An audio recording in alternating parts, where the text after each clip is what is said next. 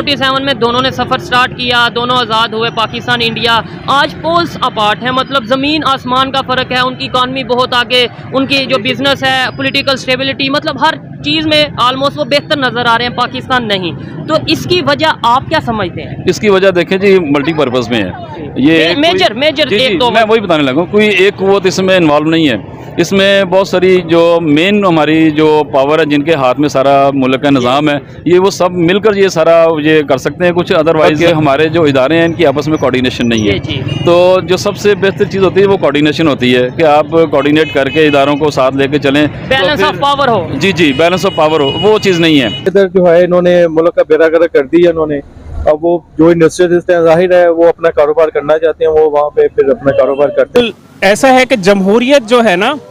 یہ modern political system ہے, ٹھیک ہے. کرنٹ جتنے بھی جو چل رہے ہیں پولیٹیکل سسٹمز اس میں سے بیسٹ مانا جا رہا ہے, ٹھیک ہے نا. تو جیسے جیسے ایولیوشن آف نالج آتا ہے نا ویسے ویسے ہمارے پاس چیزیں آتی ہیں. اگر آپ دیکھیں تو اس وقت اگر اسلام میں تھا وہ جو شرعی نظام تھا اور جو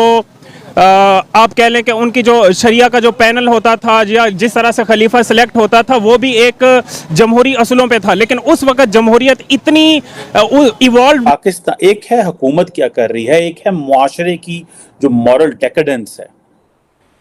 وہ اس میں ہم تو بڑے کہتے تھے مہمان نواز ہیں, یہ ہیں وہ ہیں, لیکن ہمارے جو سوشل بیہیویئر ہیں اس میں کہا جاتا ہے کہ ہر شخص جو ہے وہ اپنی اپنی کیپیسٹی میں وہ ایک بیگر ہے. اور یہ ظاہری بات ہے نارمل لوگوں کو یہ باتیں اچھی نہیں لگتی, کہ کئی لوگ تو ایسے ہوتے ہیں ظاہری بات ہے جو بڑی محنت کرتے ہیں, ملک کا نام روشن کرتے ہیں, کام کرتے ہیں. ہماری جو لیڈرشپ ہے اگر آپ دیکھیں وہ کیا ہمیں ایک ایسی قوم بنا رہی ہے جو قوم پوری دنیا میں ہمارا سر فخر سے بلند کر رہی ہے, یا ہماری لیڈرشپ ہمیں ایک ایسی قوم بنا رہی ہے جس میں وہ بھی مانگنے والے ہیں اور ان کے فالوور بھی سارے مانگنے والے بن گئے ہیں. لوگ پریشان ہیں کہ اگر حکومت مانگنے جا رہی ہے تو ہم کیوں نہیں مانگ سکتے, اگر حکومت لوٹ رہی ہے تو ہم کیوں نہیں لوٹ سکتے. یہ کویسچن جو ہیں یہ بڑے امپورٹنٹ ہیں, اور جسے آپ دیکھیں نا کہ اس پہ پر بات کی جا سکتی ہے. آپ خدا نہ خواستہ آپ اگر آپ دیکھیں کہ آپ ہسپتالوں میں چلے جائیں, آپ شادی ہال میں چلے جائیں, تو وہ جو بندہ وہاں پہ بیٹھا ہوا اس کو اتنا پیسہ نہیں ملتا کہ وہ اس کی روزی چل سکے, تو وہ آپ کو کہتا ہے کہ یار وہ شکل سے منہ بنا لیتا ہے کہ ہاں جی پیسے دے دیں. اور کئی جگہوں پہ تو ایسے ہوا ہے کہ جانے کا اتفاق ہوا ہے, وہ لوگ سمجھتے ہیں کہ اگر ان لوگوں کا پیسے دینا یہ ان پہ فرض ہے, یہ ہمیں پیسے دیں. ان کی اپنی جو جاب ہے, وہ جس محکمے میں کام کرتے ہیں, وہ جس جگہ پہ رہتے ہیں یا جو جاب کرتے ہیں وہاں پہ ان کو پیسے نہیں ملتے. جیسے کہ فار ایگزامپل ہوٹل چلے جائیں, لوگوں کو جسے کہتے ہیں نا بیگر بنایا جاتا ہے. اس کی تنخواہ ہوگی 15,000 اور اس کے اگینسٹ اس کو جو ہے وہ باقی چیزیں جو ہیں وہ حکومت ہماری دیکھ لیں, حکومت ہماری جو بھی وزیر اعظم آتا ہے, یہ جو میں نے 4-5 تصویریں لگائی ہیں, یہ سارے لوگ سارا ٹائم جہاز لے کے کدھر جاتے ہیں, مانگنے جاتے ہیں انٹرنیشنلی.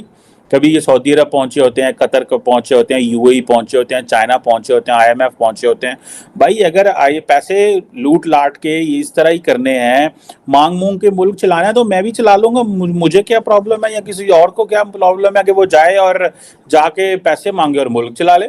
عوام سے ٹیکس اکٹھا ہوتا نہیں ہے, خود یہ پارٹ آف دی ایلیٹ ہے, ایلیٹ پیسے دیتی نہیں ہے, ٹیکس وہ دیتی نہیں ہے, تو ہم نے اس ملک کو کیسے چلانا ہے. اور دوسرا یہ ہے کہ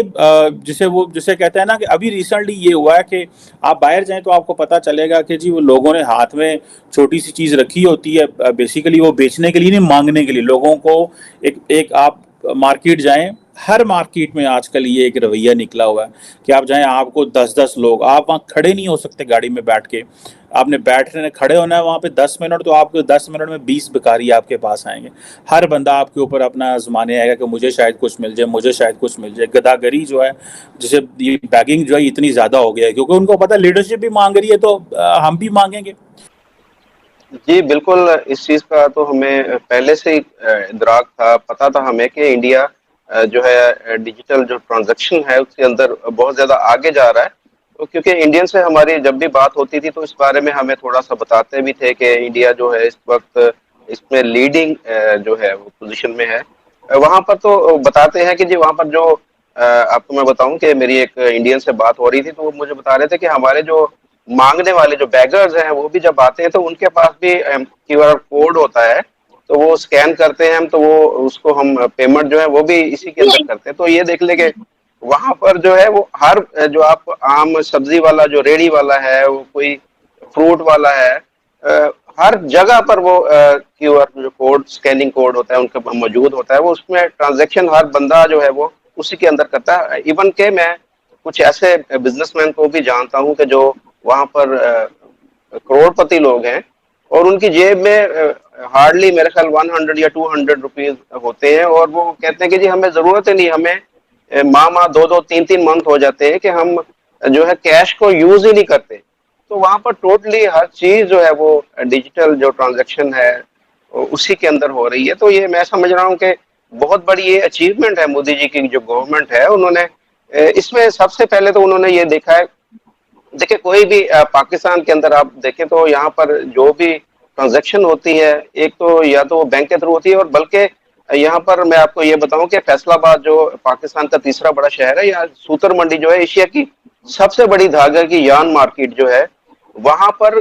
तो पर्ची यूज होती है, यानी आपने पर्ची लिखी है उसके ऊपर आप लाखों रुपए की पेमेंट जो है वो इस तरीके से करते हैं, तो वो पता ही नहीं होता किसी को कि इसने कितनी पेमेंट की, कितनी की। डिजिटल ट्रांजैक्शन जो एक ऐसी चीज है कि उसमें अगर 1 रुपया भी आपने इस्तेमाल किया है तो वो आपके रिकॉर्ड में आ जाएगा। उसकी वजह से देखें इंडिया में जो टैक्स पेयर जो है, आपने अगर नोट किया होगा कि वहां पर जो टैक्स देने वालों की शरह या टैक्स की जो है वो खित्ते के अब बाकी ममालिक से बहुत ज्यादा बढ़ गई। उसकी मेन रीजन ही ये है कि उन्होंने हर चीज को ऑन द रिकॉर्ड कर दिया है कि एक जो बंदा है उसने एक साल के अंदर कितने उसने ट्रांजैक्शन की, उसने कितनी चीजें खरीदी, उसने क्या किया, वो सारे का सारा उसका जो लेजर है वो अपडेट हो रहा है। तो उसकी वजह से मैं समझ रहा हूँ कि एक तो ये देखें कि उससे फायदा ये जो मोदी गवर्नमेंट को ये हुआ है कि वो टैक्स नेट में आ गए, जो जो भी बंदा है उसका पता चल गया कि इसके पास इतनी जो इनकम है और उस हिसाब से उसको उन्होंने टैक्स नेट के अंदर लिया है। जबकि अगर पाकिस्तान की बात की जाए, यहाँ पर तो अरबों पति जो लोग हैं वो मेरे ख्याल में हार्डली 5000 भी टैक्स नहीं देते। तो हमें भी चाहिए कि हमें सबक सीखना चाहिए कि जिस तरीके से इंडिया ने हर चीज को, अब देखें ये मिसाल है हमारे लिए कि वो बार बार हम एक ही बात बताते हैं कि जी 1947 में हम एक साथ अलग हुए,